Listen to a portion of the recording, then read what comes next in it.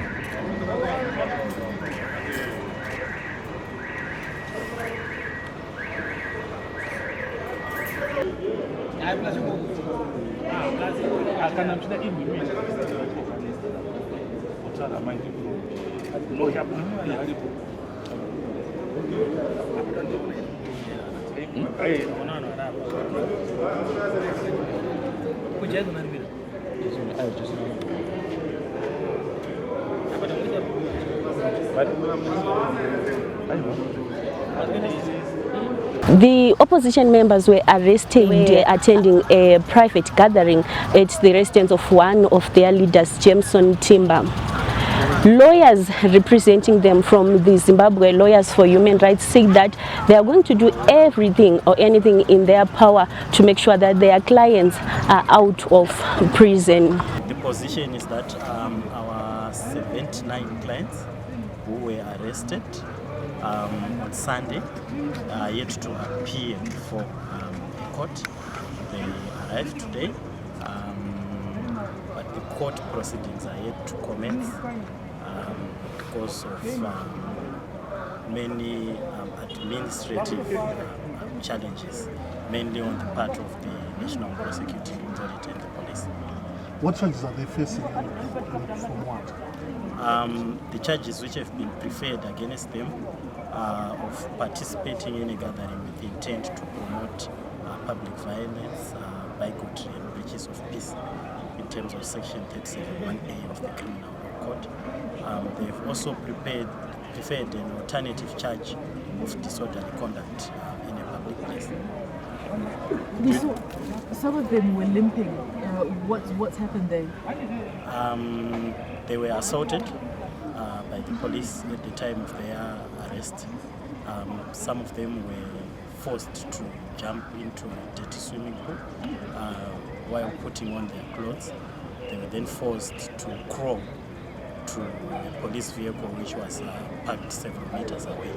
And we are going to lay those complaints before the court. Do you think the charges will stick in a strong case? We will appear in court, and our client's attitude to communicate it formally in court. Thank you. Maybe Mr. Bumbo can talk to some of those issues about the... asi vatakamirira vasati vaiswa pamberi pedare nekuda kwekuti pane zvizhinji zvichiri kuedza kugadziriswa nevachuchisi vakabatana nevapurisa havasati vave nemapepa akakwana akati tsvikiti anokodzera kuti apinde pamberi pedare. Maclients enyanga achichema nokuungudza achipita mubhazi chiri kuitika zvakamira sei? Pavakabatwa nemusi wesvondo vamwe vacho vaimanikidzwa kuti vajambe vachipinda muswimming pool, vamwe vaidirwa mvura, vakamanikidzwa kuzviumburudza pasi, vakamanikidzwa zvakare mhesha vachienda kumotokari yemapurisa. Pazvaitwa izvozvo vaizvindikitwa nemapurisa. Pari zvino tine mumwe akatotyoka gumbo, mumwe akatyoka ruoko nemarwadzo akasiyana-siyana vakasangana nawo. Vari kupomerwa mhosva yekuungana vaine chinangwa chokonzera mhirizhonga paruzhinji kana inonzi participating in a gathering with intent to cause public violence, bigotry or breaches of the peace. Vari kunenerwa zvakare imwe mhosva yekunzi vaida kuita zvisina tsarukano paruzhinji kana kuti disorderly conduct in a public place. Meanwhile, the party's shadow minister for justice, Agent Kumbo, said that the arrest was unconstitutional. Our position is that these charges are targeted, and the perpetuation of the ruling party's retentionist mindset, which seeks to limit and thwart any dissenting views or dissenting opinions from the opposition mainly.